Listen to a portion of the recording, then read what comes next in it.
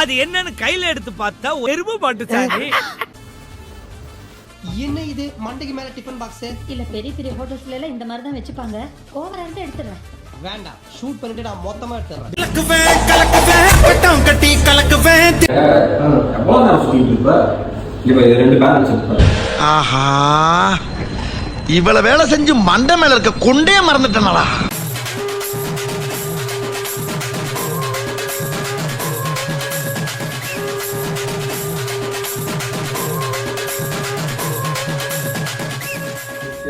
இந்த மாதிரி குளத்துக்கு போற மாதிரி போட்டே இருக்க, சும்மா என்ன யோசிச்சுட்டு இருக்க?